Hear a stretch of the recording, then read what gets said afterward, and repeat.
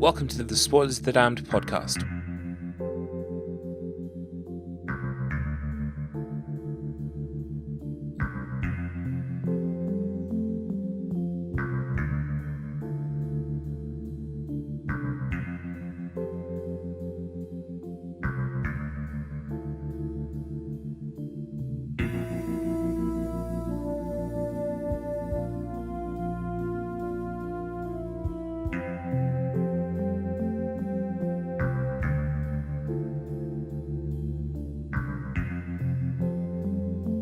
Spoilers of the Damned podcast.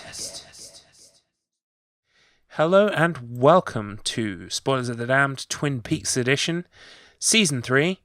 I'm just doing my usual thing where I struggle to get the episode number in time to begin. This is episode number 6 of the Twin Peaks sidecast, dealing with episode number 9. So confusing. Yeah, how are you? How did you find episode number 9? I really liked it. I really, really liked it. I feel like we could have done with 2 weeks to work out everything that's come from this episode, as opposed to the one before it. But yeah, there was a lot that happened. Yeah, it felt a lot more like a traditional Twin Peaks episode. Yes, it did, and we spent a fair bit of time there this week compared to some other weeks that we've had. So, much more, and it just like the character interactions and just everything overall that happened. There were some incredibly goofy moments this week. We'll get on to them, but right out of the gates, I have to say, the guy doing that laugh, the police guy. I want to break his face.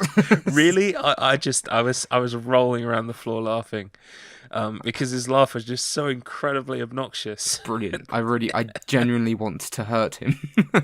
I was going to ask you as well, because I'm wondering if I read the scene right. You know that scene where those 3 cops are there, and then the guy walks in and says a name, and they all turn to him and say, "Yeah." I thought that implied that they're all like brothers or cousins or something. Yeah, I think that's what it is. Maybe that's why they're all a little strange. It's like the Three Stooges. Yeah, kind of like dumpy kind of foolhardy, silly police officers that all seem to be related in this small town. It's really strange, and they're all incredibly annoying as well, but intentionally. They're intentionally annoying.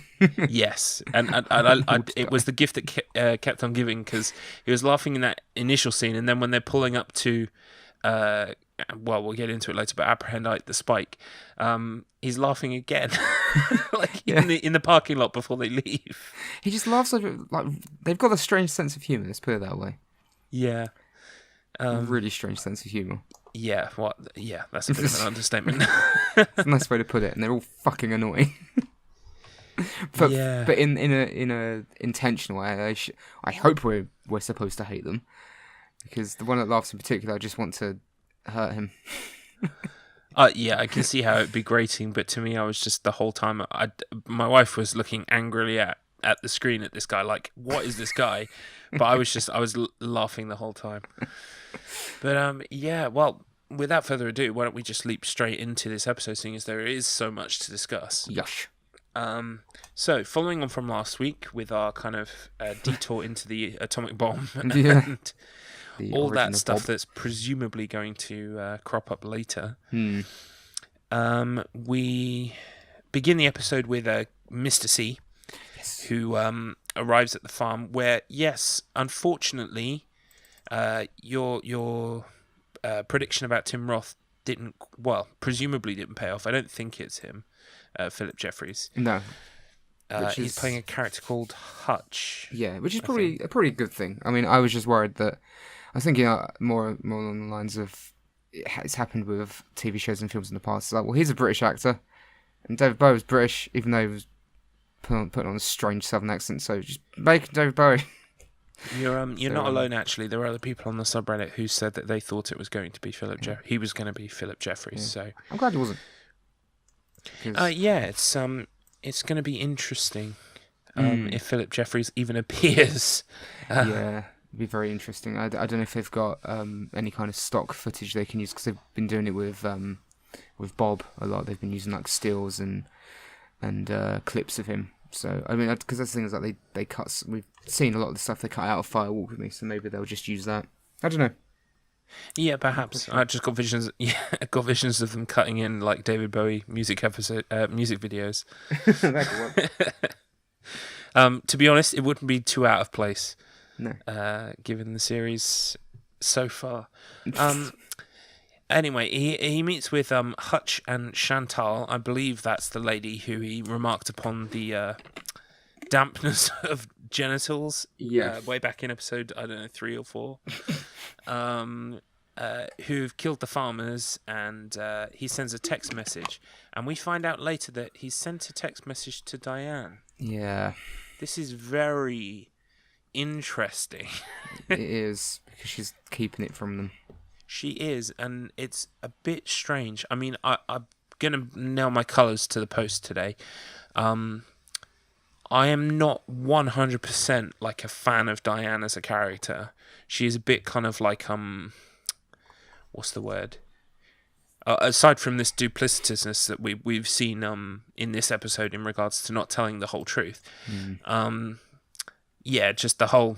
I mean, even Albert says it when he goes, fuck me, right? And it just rolls over. But it will be interesting to see how that develops. Because, of course, many people were saying before that they thought that perhaps there was some kind of contact or relationship previous to the meeting in the jail cell. Hopefully it's not the kind of meeting that we were seeing people hypothesize about. But... yeah, it's going to be very interesting to see why he is contacting her. Yeah, and why she's not telling anyone. Oh, and I'm skipping around again, but when they're on the plane and they get the call about Buckhorn, I loved the Gordon Cole's kind of like, don't use that language. Don't use that language. Oh, Buckhorn. Sorry, Major. Brilliant. Yeah, it's so good. Anyway, he sends this text to Diane, and he also calls the other man, who I believe he's in Las Vegas, right? Yes. Because you can see all the pyramid thing behind him and everything. To ask if he has done it yet. Yeah. We're not quite sure exactly what he has him doing, but seeing as it's in Vegas, it could be to do with Dougie Jones. Dougie Jones. Perhaps. We don't know. He also orders a hit on Warden Murphy. Yep. And he mentions that he does have a job in Las Vegas next before he drives away. And he also says, kill the phone. Also, shoots with a shotgun. Literally kills the phone. I just crossed him. And that goodbye kiss was incredibly awkward as well. Yeah, it was a bit uncomfortable, wasn't it? It was one of 2 uncomfortable moments in this episode for me. We'll get to the other one.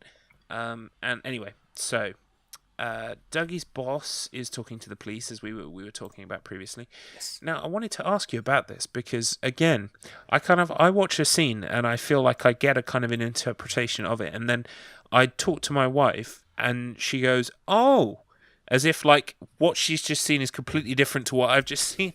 So I was going to ask you, you know how his boss kind of clenches his fist? Yeah. What I took that to mean was that, you know, these investigating officers, they may well be involved in this kind of insider scamming to do with the insurance claims. You know how Dougie Jones draws a circle around the investigating officers on those paperworks, and they appear to be the same officers each time. Yeah. And that perhaps that's what's going on with this insurance fraud. I thought it was something along the lines of he thought that perhaps they weren't doing enough, or they were behind the people trying to kill Dougie because Dougie's onto them. I don't know if I'm just reading too much into that. No, I think that would make sense just with the way he he does that really awkward kind of like clenching of his fist, which was kind of fun. It's like, are you gonna leave? Like, the door's right there. We've got some work to do, mate. Come on, let's get going. But yeah, I think maybe you're right, actually. It was nice as well that he gave an excuse for why everybody seems to excuse Dougie's slowness. Finally. Yeah. Like, guys, why are you just like accepting the fact that he's clearly brain damaged? He's clearly got something wrong with him. I'm kind of stressed that he's going to the doctors after this. I'm convinced that I'm not convinced yet, but I'm getting there. Getting very close to being convinced that we're never going to get Cooper in this series. Yeah, we are now officially at the end of this episode halfway through. Yeah. So, unless it's going to be right at the end. I believe if it's a 3-act play, that perhaps at the end of Act 2 we're going to get Cooper back. If we don't get him at the end of Act 2, we're not going to get him, I don't think. No, we won't. And that'll make me very sad. Yeah. So wait a minute. Yeah, 18 episodes divided by 3. So this shows my bad maths. 6, 12, 18. Yeah, 18. Yeah. So, by episode 12, which is only 3 episodes away, hopefully we should have some kind of sighting of him. But if not, then yeah, it might be too much of an ask. Yeah, it might never happen. Well, yeah, no, I'm still happy that it's happening, but that would be a pretty big blow to the season, I think. Well, we'll hold out hope.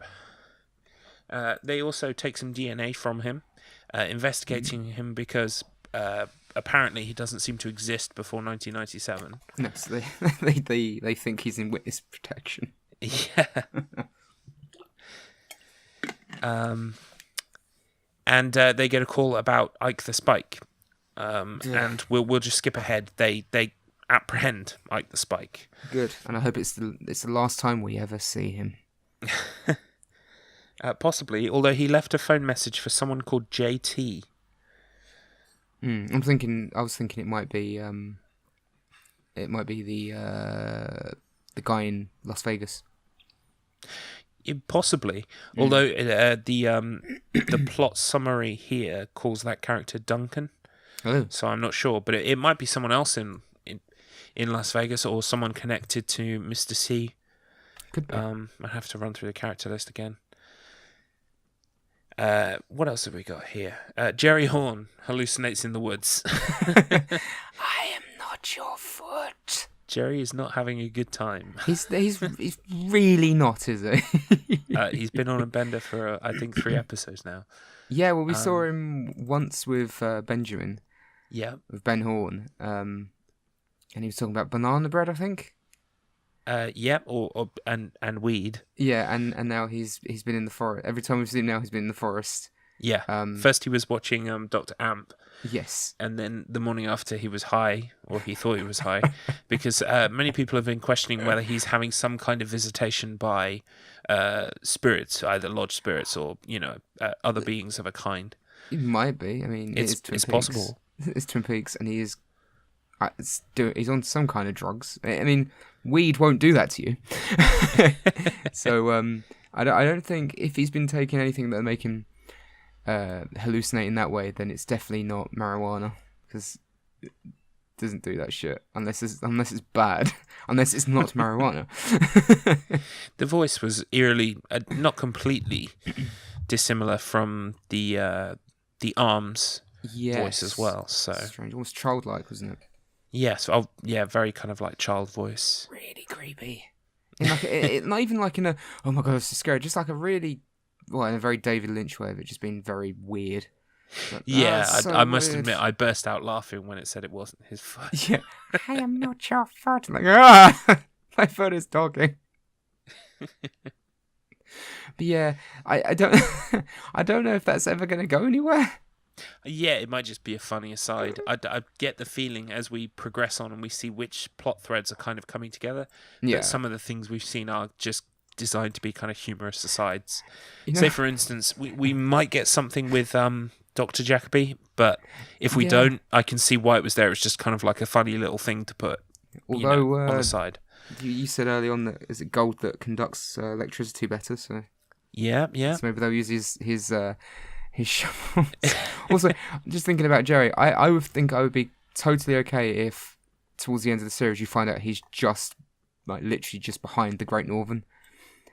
He's like among the trees just behind He the was Great 10 Northern foot away the whole time. Yeah, I would be absolutely okay with that because it'd be really funny. It would be. If Benjamin just comes out and Ben's just like, Jerry, come on, it's time to go inside. Oh yeah, incidentally, why don't we talk about Ben now? Good guy Yes. Ben. Good guy Ben is still good guy Ben. Yeah, I think because I said to my wife, there's something about Benjamin Horne. Like I've always thought that him, the actor as a character, kind of portraying this guy, is kind of like a rascally charm. And I think it's still there, even though he's now good guy Ben, who is not going to cheat on his wife anymore, or, lead this lady down the path and do the kind of old things he used to do.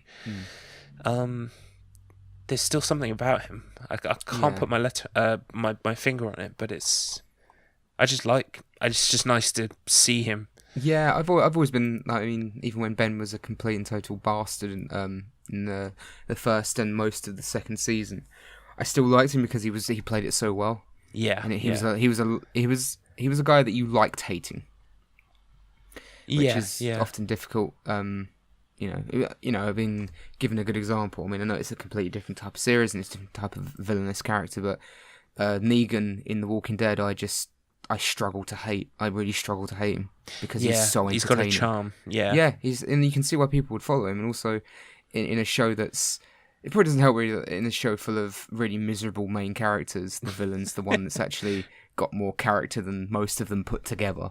Yeah, I mean, most of them are just like, "Hi, I'm a survivor," and "Oh, life is bad." Oh, don't get me started on Fear the Walking Dead. This will date the podcast, obviously, but Fear the Walking Dead just finished. And quite rightly, they decided to air 2 episodes at the end because they don't want to go up against Game of Thrones, which is smart. That's sensible. And the main character, so to speak, now, because I was saying on the other cast they killed my favorite character. Yes. The new main character just completely made so many stupid decisions, and the lady, I don't think it's the lady's fault, I think it's the scripting, but for some reason her acting is just completely wooden and she's miserable the whole time. She's overly aggressive, and I was just sitting here thinking, you know what, you guys need a Negan. Yeah, the thing is, like, to just walk in. And the problem is we've had that for so long of just like fucking Rick Grimes being like, "Oh, Carl, everything's pain, Carl." And for so long, and he's just miserable all the time. Everyone's so miserable, and then that's why you get a character like Negan. It's like, hey, he's fun. It was like, that's why I really liked the Governor when he came into it, because it's like, oh wow, someone's actually got like some complexity to them instead of, "We gotta survive, Carl." Yeah. The things ain't the way they used to be. And I think you need comedy to even out the kind of the pathos and the deep, heavy character moments that you want to portray. Yeah, and that's why I think miserable. Yeah, exactly. And I think that's why this episode, especially of season 3, really shone for me, because obviously we'll get into it later, but there's a really kind of quite sad and harrowing scene involving everyone's favorite Shaggy, Matthew Lillard. Yeah, that was. I almost cried. Like, it was just so emotional. I felt so bad for him. Really, really good. Like, because obviously Matthew Lillard is a perfectly fine, serviceable actor, but no one ever really considered, like, no one ever, when you think of Matthew Lillard, you don't think of very dramatic or that type of role. You think of or him even as commendable kind of like major big acting things. Yeah, basically he's just done Scooby-Doo.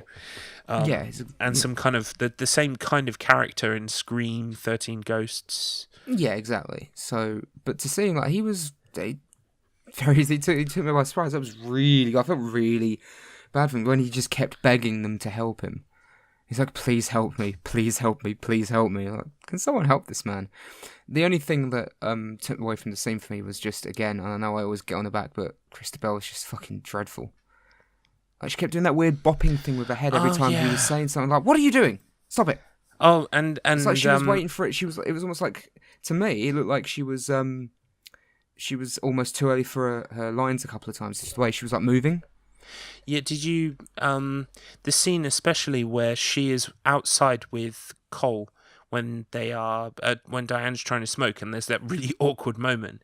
Yeah. She's just moving every like couple of seconds. Yeah, she's like, this is how nervous people move. Like, no, you sort of, but they don't move like every second of every moment. They'll stand there and just, She just fidget looked a little bored bit. and doing a kind of a weird dance. Yeah, and it's like, oh, I better start shaking my hips again, like a female model again, because it's how people walk in real life. Yeah, the only thing I liked about her character this episode was when she was in the scene with Matthew Lillard, because the kind of questioning and everything, the cold, because she does come across as kind of cold and slightly calculating.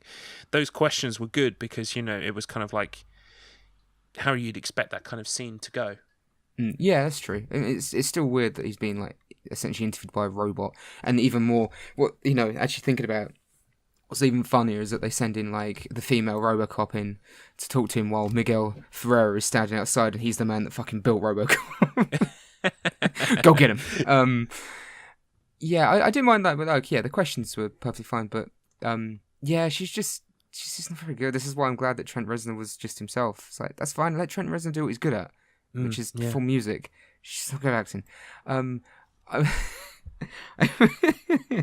Okay, so about that scene with Diane and Gordon, I liked it because it was like two old friends or people that have known each other for so long, just kind of sharing a moment where you don't need to talk, just sharing a moment together, like they haven't been together for ages, and they're just sharing a cigarette like old times, and they're both like looking at each other and just reminiscing, really. Yeah. I was talking to my aunt at work today, and she said there are people in the Facebook group, the Twin Peaks Facebook group, which I'm not ever going to join because I think I'd end up just calling these people idiots. Some people going, do you think they were having a psychic conversation? Whoa! Really? I'm like, they were sharing a cigarette. I don't know, Matt. I don't know. No. They're like, they're having this like, I don't think so. It's Twin Peaks and there's weird stuff, but no sight. They're like, maybe they were like talking to each other like telepathically, and like, I'm pretty sure if they could do that, they'd have been doing it the entire time. Yeah, I mean, there are, as always, there are lots of little things that people kind of blow out of proportion. Yeah. Although, having said that, asterisk. Having a psychic conversation? No. The people have pointed out that apparently when Sheriff Truman, Hawk, and Bobby, who incidentally I fucking loved in this episode, from start to finish, just seeing him just puts a grin on my face. Yeah.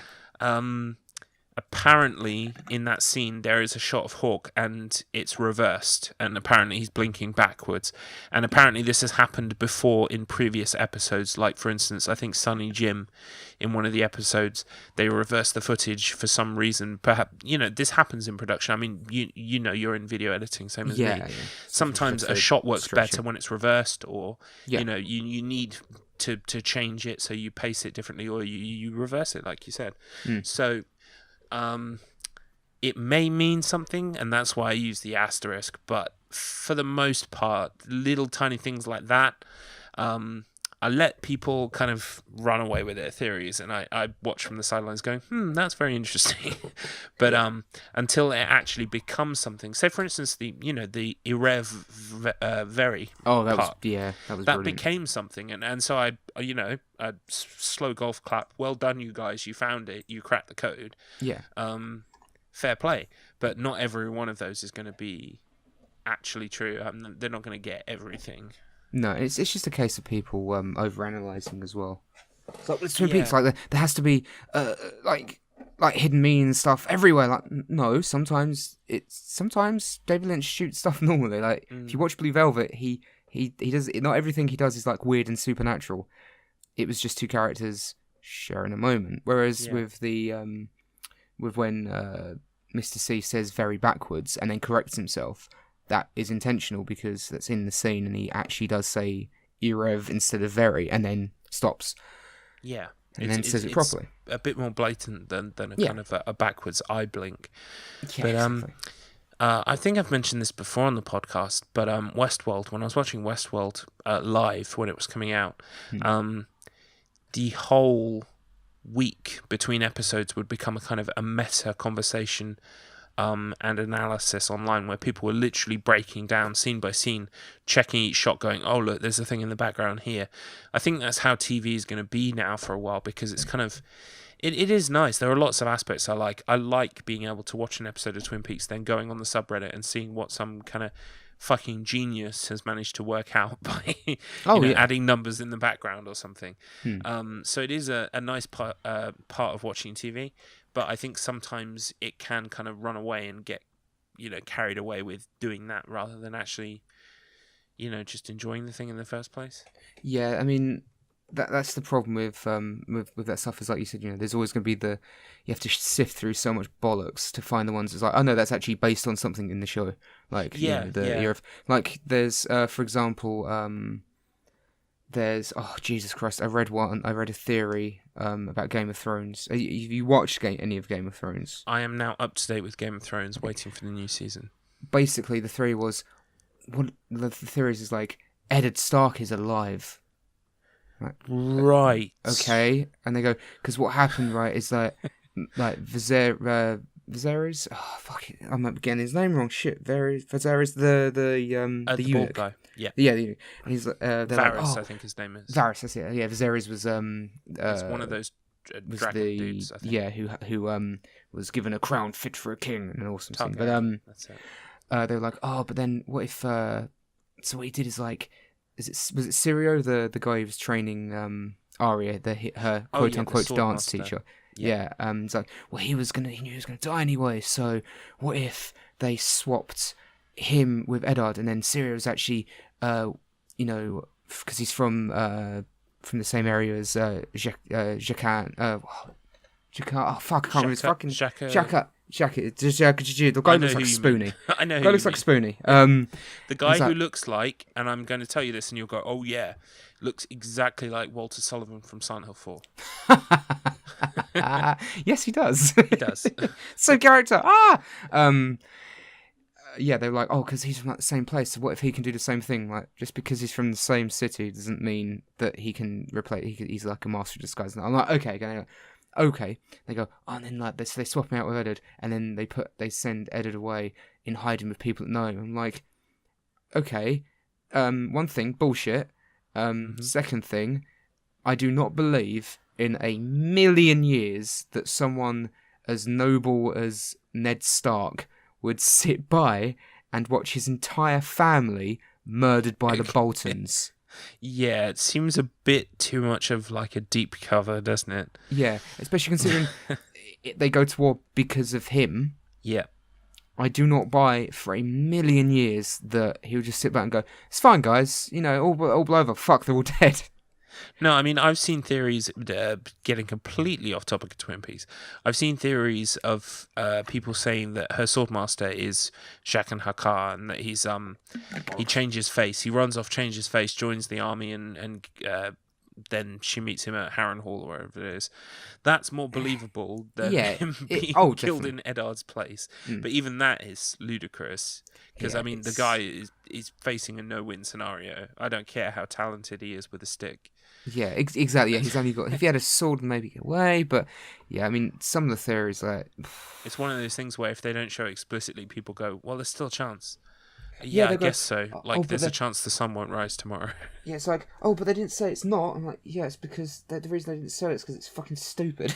No lie, there were people at the start of this season of Fear the Walking Dead.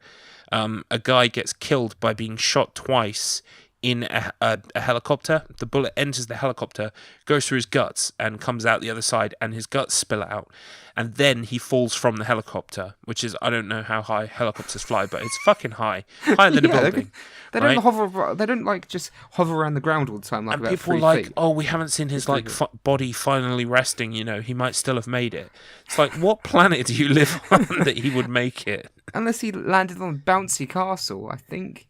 Well, even then, like his dead. innards would like fly off like a fucking like bungee rope. It's just not going to happen. Well, do you think he's gonna sit up? He's gonna just like staple his stomach shut like like Elizabeth Shaw in Prometheus. Like, Easy no, peasy. Yeah. like, oh, I'm okay now. Oh shit, I'm being eaten. Jesus Christ! Like, we didn't Oh see shit! him die. I've died off screen. Yeah, it's like we didn't see him die. I'm like, Yeah. No. Trust me, he's dead. I mean, I can understand it in Game of Thrones. There was for a while. What's his name? The Baratheon, the one who followed the god of light. Stannis. Yes, Stannis the Manus. Yes, people for a while were saying, "Well, you didn't see him die," and I didn't believe in it, but I could see where they were coming from because every other major character in that show, you always see them die, whereas him, it cut away before Brienne even. I think she like raises her sword and that's it. Yeah, so it's like maybe he's alive, but then you hear characters later on say they found his body. But so that I can understand because he's just leaning up against a tree injured. It could also be one of those fake out things where a character looks like they're about to do it and then they change their mind. Exactly. And so that's a valid kind of like presumption to make, but this was not the case with the dude in Walking Dead. And no, or maybe they're pulling an alien covenant and that's not actually Brienne, it's Stannis who's wearing a face. So, oh, he looks just like her. Yeah, she was a bit taller, right? It's like, don't worry about it. Let me do the fingering. So, oh boy, we went there. Hooray. Anytime I can get to say that, I'll say it because that's a stupid line in a stupid movie. Yeah, that's so big and intelligent. But anyway, so most of the time, in short, most of the time, fan theories are bollocks. But the problem is, you'll get some gold rise to the top, but you need like I don't know, 100 shit ones. A gold shovel. Yeah, you need some kind of gold shovel. It's all meta. But no, yeah, the theory that they're telepathically communicating, I think, is a bit silly. Yeah, I would say for even Twin Peaks, that's just a bit far out.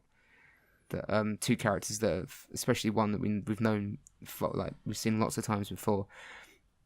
I don't believe that suddenly it'd be like, oh yeah, Gordon Cole and Diane could, and everyone in the FBI has telepathic powers, so that's why they all talk out loud to each other. That's why he's got a hearing aid, for fuck's sake. It'd be fun. Hello! Maybe it's all the voices in his head. No, plot twist. We've cracked it. Oh no, it's so many voices, it's Cerebro. That's what it is. It's a prequel to the X-Men. But we got off track a little bit. But we were on Matthew Lillard.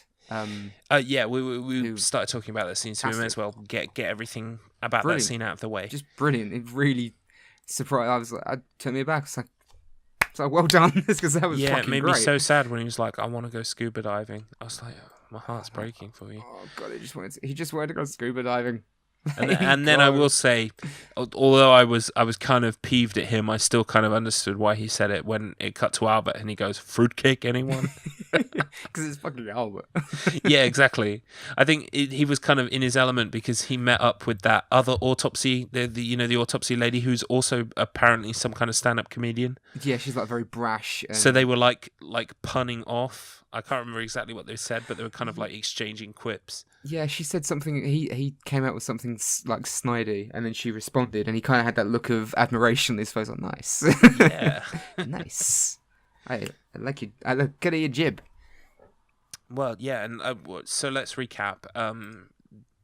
Not only does Cole and Albert now know that Mr. C has escaped, but they're also now aware of Biggs's body and that he's kind of been involved with these other appearances, and that his body has defied aging as well. And now they know the name Dougie and Janie East. That's true. Closer to finding him. Yes.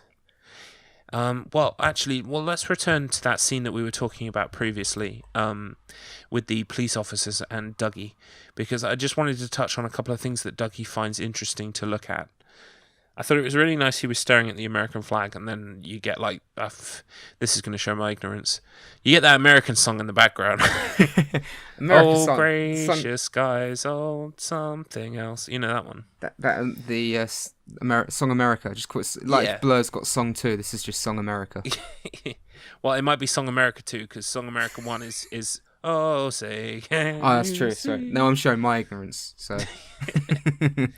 American song too. Um, but it kind of, again, it's calling back to the idea that Coop has this kind of identity that's really kind of based in not necessarily complete and utter 100% law, but in kind of justice and freedom and intelligence. Yes. And it was nice. It also was nice that he then kind of latched onto those ladies' shoes, which I believe Audrey has got a pair that are red like that as well, Yes, right? Or I'd seen that. I've seen people make that connection already. I've also seen people say that Philip Jeffries was wearing red shoes as well when he appeared in Fire Walk with Me. Really? Yeah, I believe so. Let's just double check that. I do know that this is skipping ahead later on, but there's the when at the Twin Peaks Sheriff's Department, they open up the container that Major Briggs left behind with the note. There's a red balloon on it. Apparently, there's been red balloons seen a lot throughout the series, mainly when Coop was walking through the casino. There was like a lot of scenes with him. There've been red balloons. Oh, what do red balloons mean? I don't know. And also the other image, the other little drawing on that note was seen on the playing card, which is I assume is the experiment, as it's been called, the thing that the box, yeah, the thing in the box that seems to have birthed Bob. So it's all very interesting. I can confirm, by the way, that Philip Jeffries is indeed wearing red shoes in really? Fire Walk with Me. Yes. Yeah, that is interesting. What does it mean? The colour of red. We're not gonna know. We'll never know. I don't know. So, Oh, incidentally, did you... obviously, for anyone who doesn't know, Matthew Lillard character Bill's website, The Search for the Zone, exists. It's so good. You can find it at thesearchforthezone.com. It's gloriously Web 1.0. I'm looking at it right now. It's got the full animated GIFs and everything. It's brilliant. It is brilliant, but so apparently well some people have already noticed some cool things hidden on the website. Instantly, just before we started recording, I did find a couple of cool things. You did? Yes. At the very top, you've got the first paragraph, and then the second paragraph that has the image of the planet Earth, like the multiple Earths. Mm-hmm. And there's a button that says, click here to read milder journal entries. If you click it, you are given an error and then taken to... I have just done that very thing. Hello? Yeah, can you hear me? I can hear you. Yes, I think can. I actually accessed the webpage and then something happened and I couldn't hear you, so I've shut it. But I will check that out. Yeah, there's just static. You can hear a voice and then the Twin Peaks theme plays. I haven't listened to the WAV files yet, WAVs, but at the very bottom of the page, you have the Web Community Development Award, all the 4 awards it's won, the Privacy Policy and Terms of Use. Mm-hmm. If you scroll up above that, you can faintly see it is blackened out, but when you highlight it, you're given coordinates. If you click that, you're taken to another video, which is a flickering image of something. I'm not quite sure what it is. I don't know if it's that amphitheater we saw in episode 8. I don't know what it is, but it's pretty cool. I love shit like this. It looks I don't know. It's hard to tell. But those things on the left hand side kind of look like men's urinals, but it's hard to tell. Yeah, I just absolutely love shit like this. Yeah. Well, the other thing as well is that people have used kind of, you know how in a web page you can inspect elements and see the JavaScript code. Some people have been saying that apparently the visitor count is going up and down and completely changing numbers all the time for different people. But supposedly there is a countdown inside it, and it's counting down to the minutes, until the day of the Twin Peaks finale. So, yes. So maybe something will appear on the site after the final episode. I might have to bookmark this. Yes. I'm imagining actually that elements of the website are going to be in the other book that's coming out at the end of the year. I definitely think we're going to get a lot of answers that perhaps the series itself doesn't have time for in the running time. Having said that, after dedicating 3 minutes to a sweeping shot, stuff it doesn't have time to explain is probably going to be in that second book. Incidentally, I picked up the first book. I haven't read it yet, but much like you, I haven't read it yet. But now I have a very pretty book. It's lovely, isn't it?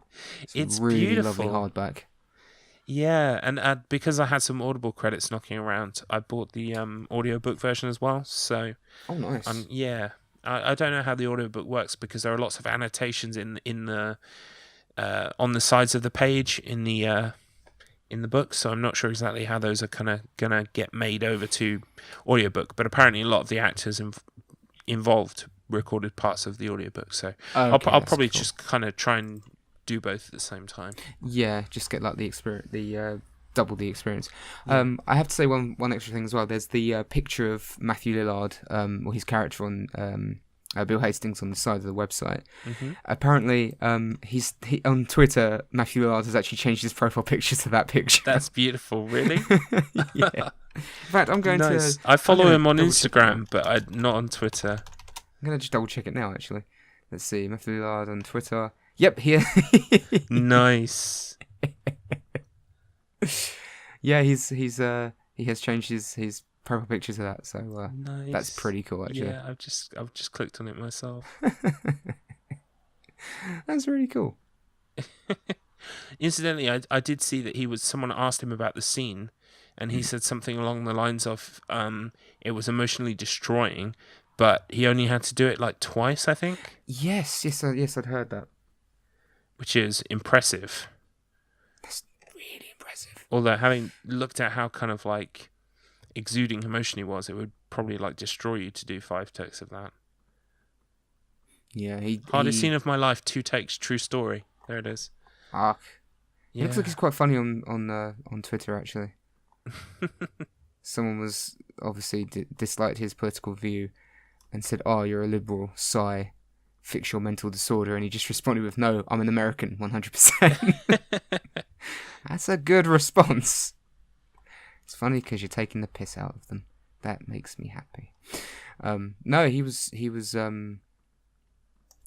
brilliant. I thought he was really good because we don't see him in the. I think he was in both first. Was he only in one episode? He was in episode 1 and the start of episode 2. He had a scene with his wife in the prison cell. That's right.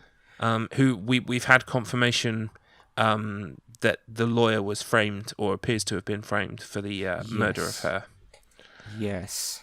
We also had confirmation that he was involved with Ruth Davenport and that they were looking for this place, the zone as they call it, and that they met the Major. And yes, that was as soon as he was talking about looking for a zone, I was thinking, sure, they don't mean the lodge, do they? And it sounds like they went to the lodge, part of the lodge. Yes, and I mean, we'll get on to the Major's note in a minute, but he said that the Major said Cooper twice, and as he was saying it the third time, his head kind of disappeared. Yeah. That little piece of paper has Cooper on it 2.5 times. And also people have been saying that, of course, that kind of lines up with Good Cooper, Mr. C, and Dougie, who would be half. So, seeing as he's a kind of a manufactured construct. So, lots of little bits adding up. Yes, really good. Really cool. It feels like that. This episode, it felt like it was like things are really, really starting to ramp up now. They're really starting to go somewhere. Yeah, they do. It feels like not only are they coming together, but we're finally some characters are finally getting on the page we're on because we see other bits and pieces. So it's like you said, it's nice to see that Cole and Albert now have even more leads. Yeah. What else? We have a short scene with Johnny Horn. I had to check on Google to remind myself who exactly this character was. Oh, that was Johnny Horn. Yes. Yes, of course it was, because he's a little simple, isn't he? He's got yeah, he's got mental, not mental, learning issues. Yes, That's the nicest way to say it. Apparently that is. I can't remember if we actually saw the lady or not, but apparently that is the same woman playing his mother and Benjamin's wife, Sylvia. Blimey. So, yeah, apparently, according to Wikipedia, she has returned for the return, so that's good. So we've seen as a hand and on her son's bloody forehead. Yes, I'm not sure if he's completely dead, but certainly not in a good way. Well, that scene just comes completely out of nowhere. It does. Another thing that comes out of nowhere is and I've got to hand it to Andy. He is ruthless, so passive aggressive. Of course, because they're having an argument over which chair to buy, and he concedes defeat, and in doing so, gets what's the character, Lucy, to order the red chair instead of the white chair, which I thought was kind of like a nice little fun thing. Yeah, the way they have arguments. It's like, yeah, I'm just thinking, no, I believe that. I also liked the little bit where she said, "I'm not here, I'm on lunch." And then as they went back past her, she kind of put her hand up as if like, don't even try, when they weren't interested. It was like, just cute. I'm not here. Like, we've got other things going on, Lucy. It's fine. Yeah, which leads us on to this kind of the other main thrust of the episode, which is this kind of investigation into Major Briggs's final messages. They return to the police station. Well, no, actually, let's backtrack. They go and visit his mum, Bobby's mum, and I must say this. I think the music is the same one as that scene from the original season when Major Briggs is telling Bobby about his vision of the future for Bobby. Yes. So, and I got there was a real callback to that scene, I think, in that episode when she was, recounting the message and what have you. Which was nice because I think probably that is my favourite scene from the original season. Well, because it completely changes one of the main characters, one of the characters we've seen. Yeah, and it's just so heartfelt. I mean, Major Briggs was one of my favourite characters anyway. He's just so genuine and kind and decent. And, it's kind of, like you say, it's Bobby's kind of turning point. So, it really is, because he really starts to get his act together after that. Yeah. As evidence, now he's a genuine police officer. And to all those people who said he was selling drugs on the side, boo on you. Leave Bobby alone. He's a good guy now. It wasn't Bobby. Bob's awesome. Yeah. It was Chad, probably. Fuck Chad. Chad's a dick. Yeah, Chad, sitting there with his meal, and they ask him to leave, and he just takes forever, and he's huffing. He's like, a little help. I loved that because Bobby knew exactly. He knew how to open it. He's like, no, fuck that guy. Yeah, we need to be outside, but we'll get rid of Chad first. Yeah, fuck that guy, man. He's a dick. What is that? I need to look into what that thing is because I'm definitely sure it's a real thing, but it's so interesting the way it's kind of, you have to open it by listening for the resonation inside. Yeah, I just love the way he's almost like a kid again outside as well. It's beautiful. It's just so endearing. Yeah, he just chucks it at the floor. And then when they mention Jack Rabbit Palace and the fact that, it's a place that he invented with his dad when he was a kid, it's just so heartwarming. It's lovely. Yeah. And it also means that Bobby's actually going to have something important to do as well. Exactly, yeah. Which is good. It was really cool to just see Bobby again because we've only seen him like once or twice before. I think maybe it just might have been once. And hopefully he's the one that gets Chad as well because fuck that guy. Yeah, fuck Chad. Why does he even work there? No one likes him. Why does he work there? I know. Everyone hates him. Just fire him. Literally everyone hates that motherfucker. They just need to fire him. Fucking likes him. Just get rid of him. He's a piece of shit. Anyway, so I think we've covered most of the elements of the episode now. Yeah, I think so. There was a little bit at the end involving some new characters we'd not met yet before. Oh, yes. The two the ladies who are kind of having a discussion about their employment situation while she's scratching that rash thing. Yeah. Kind of I think it might just be that this is another kind of window on the seedy underbelly of Twin Peaks and the fact that there are still kind of like drugs going on and it's wrecking people's lives. But I'm not sure if we'll see those elements pop up again or not. I'm not sure. I mean, it was the camera. There was a lot of close-ups on the rash as well, and it really lingered on it. So it must be. I mean, I would assume that is in some way important, just because of the way it focused on the rash a lot. It did, didn't it? I mean, it can be a side effect of doing drugs like meth and shit that you get sores, but the way they drew so much attention to it, just kind of we will see. If it means anything. I mean, they're definitely on something because they both looked a little dishevelled. The woman with the rash in particular, but they looked like they were on some form of Class A drug. I think is the best way to say it. Yes, I think you might be right. So I'm interested again. Like we're 9 episodes in, we're halfway through, and the show still has my attention. I'm still curious and still, excited to see where this is all going. Yeah, because I mean, before this episode, you would be forgiven for thinking that perhaps Matthew Lillard's role in the season was done. That he was just kind of a MacGuffin to get this thing started, and then he was going to be discarded because his story wasn't important to the whole thing. And then he came back this episode and was pivotal.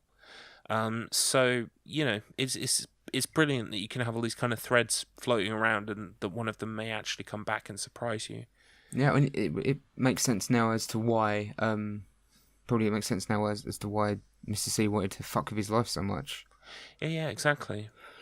So maybe try and get him locked up and either on death row or locked up for life before they can unravel this mystery.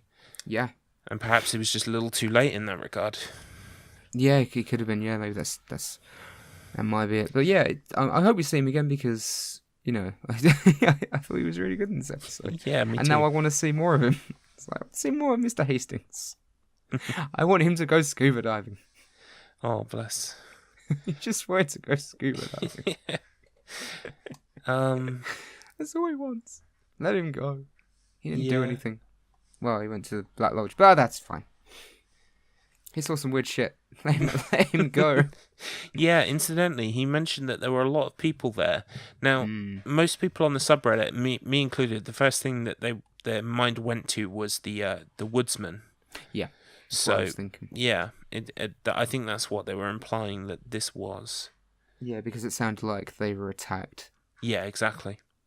Which would make, with what we've seen with the woodsman now, it would make a lot of sense as well. And it would explain why, because, I mean, I say presumably, we don't know for certain, but because the woodsmen clearly seem to be some kind of caretakers that help Bob and to a lesser extent Mr. C. So it could have been them, it could have been Mr. C himself or one of his associates.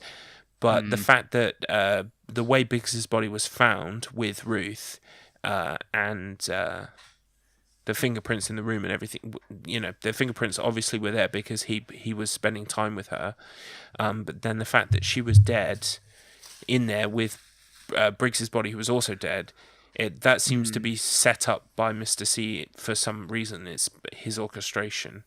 Yeah, it's a bit odd, isn't it? So, yeah. So, well, I'm presuming that he said this was the last time he saw Ruth, and it was obviously the last time he saw Briggs as well. Yeah. So I'm presuming that their bodies were taken after this and kind of misappropriated in that way to kind of leave a tableau for the police to find. Oh yeah, of course, because he said he woke up home, didn't he? He woke up in his bed. Yeah, it's hard to tell how much of... maybe he just thought it was just a fucked up dream, and then the police come knocking. He realises. Yeah. Oh dear. Oh dear, indeed. Oh dear, oh dear. No more scuba diving for you. No. Well, he does mention a dream when he was first arrested, doesn't he? Yeah, he said he had a dream about being there. Yeah. So maybe he did. Maybe he was the one that killed her, and it was just it might be something to do with Bob. I don't know. That's the thing that's what's so interesting, because you really don't know. Yeah, exactly. Halfway through, and everything is still up in the air, which is exciting. And it's clear that things that have been introduced in other episodes, like, for instance, Matthew Lillard's character, I keep saying that, is Bill. Bill's his name. Bill Hastings. Yeah, Bill Hastings. That was a thread, like we were saying earlier, we thought might have served its purpose, but came back. So, Glad it did.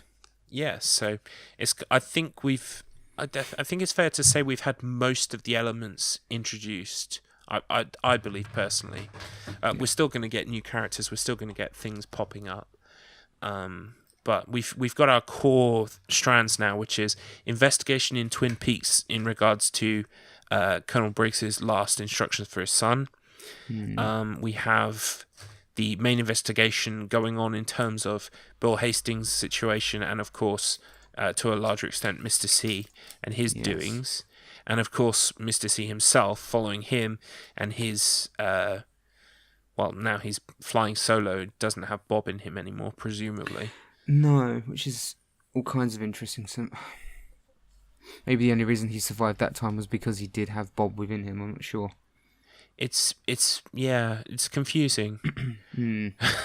It's very confusing. Yeah, that's an understatement. I realised as I said it, well done, Tom. Well done. It's very confusing in all the right ways. So. Yes.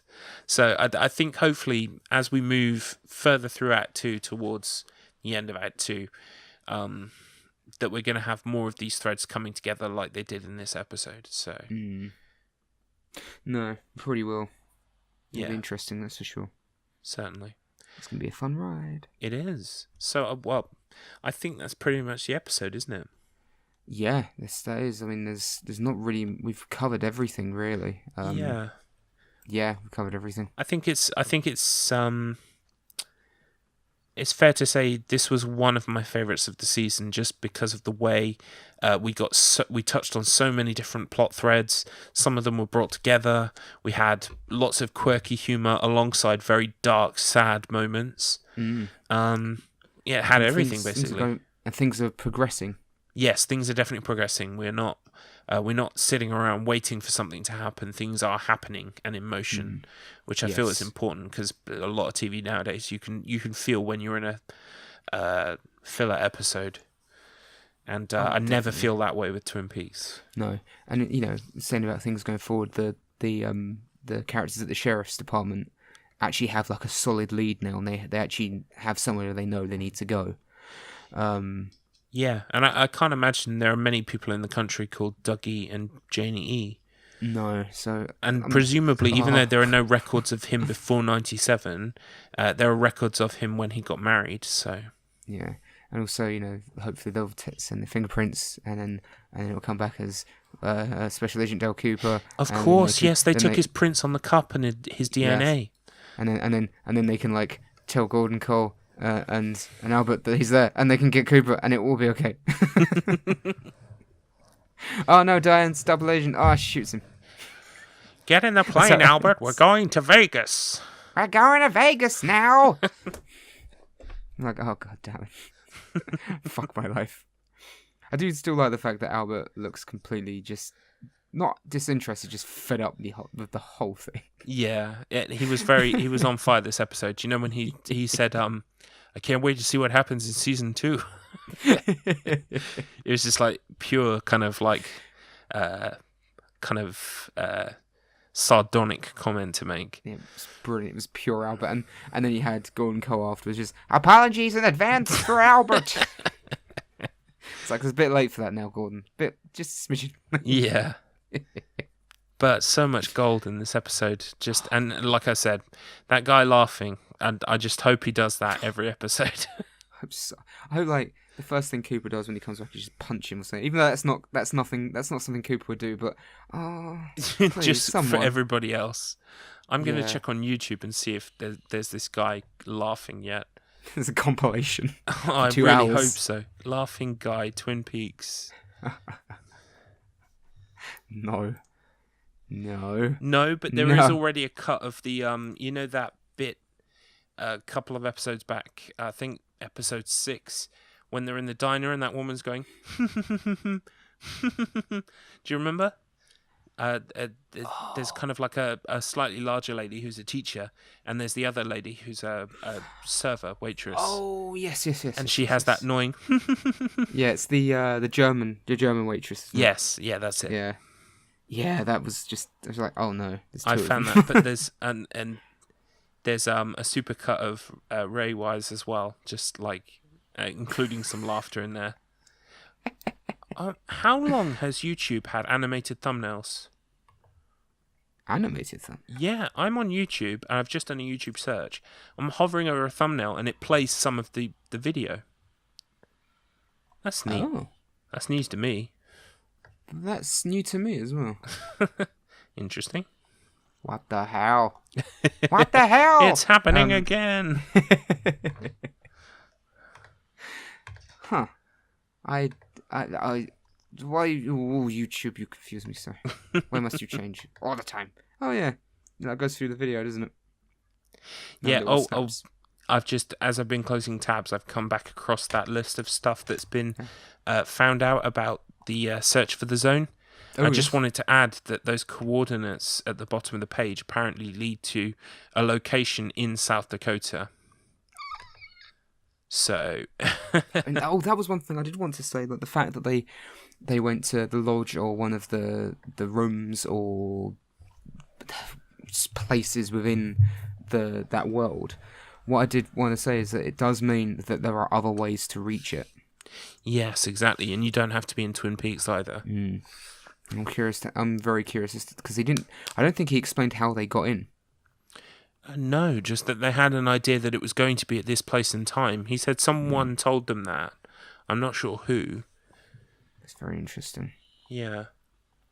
Which, again, even more questions. Like, so that means that we can get to the lodge. Well, yeah. I mean, at this point, I'm just like blindly speculating, but perhaps in the way that obviously the person who constructed the box had a rough idea of the time and the time and location that either Coop or that monster was going to inhabit that space. So presumably someone like that would also have knowledge of when perhaps Bill Hastings' zone was going to be in place and at what time and location. I mean, that could have been Mr. C. I mean, it could have been someone who wanted to draw out Briggs. Seeing as could have been, yeah.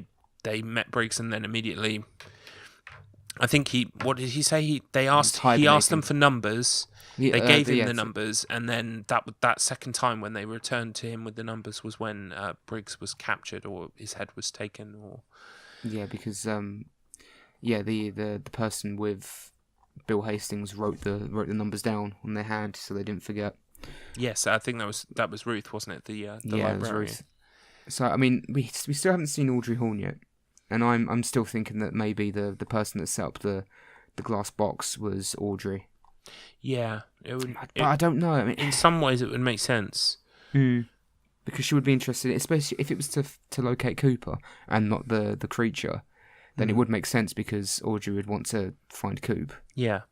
Or again, see, it's like all these questions. I still have so many questions. Yeah, and so, hopefully we'll get answers. Well, we've only got 9 episodes, so yeah, that's true. Shit. It is a little bit scary looking at that episode count. Yeah, it's gonna go. It's gonna go quick. I think this is still gonna. There's only 8 episodes of Game of Thrones this season, isn't there? Is there? I think so. Yeah. Because if that's the case, and that means that because it comes back, is it next week? Yes, it is. It's I'll be watching it next Monday. Yes. So there's only 7. Yeah, of course, because they kind of split it, didn't they? Yeah. So that would mean that's all. The finale airs on August 27th. The week of my birthday. It's my birthday next really weekend.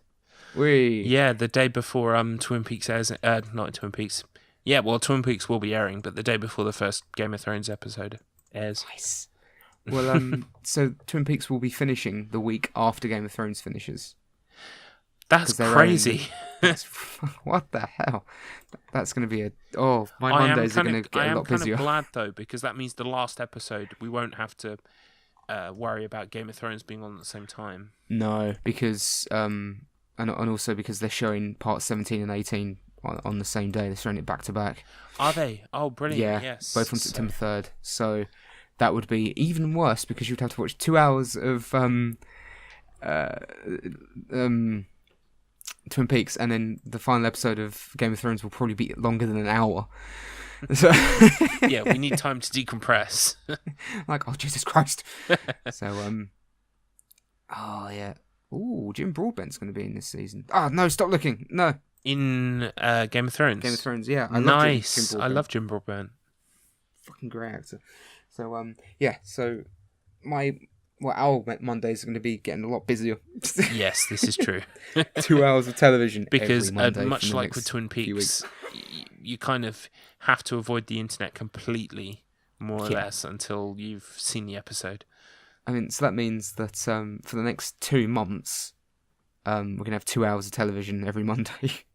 Yeah, which it isn't shit. so bad for me because I've had Fear the Walking Dead. But to be fair, Fear the Walking Dead is kind of, if we've only had time on Monday for one episode, it's always been Twin Peaks. Fear the Walking Dead is kind of like bumped down the week.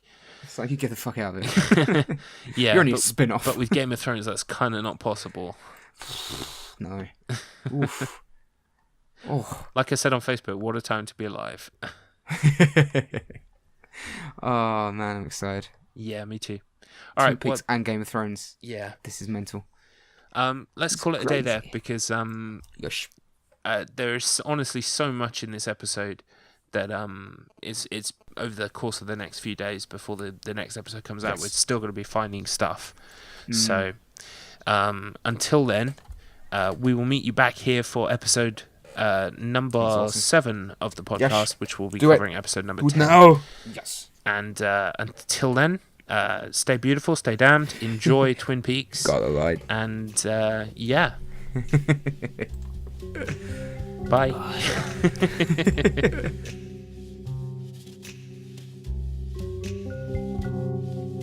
If you like Spoilers of the Damned, don't forget to subscribe and rate us on iTunes.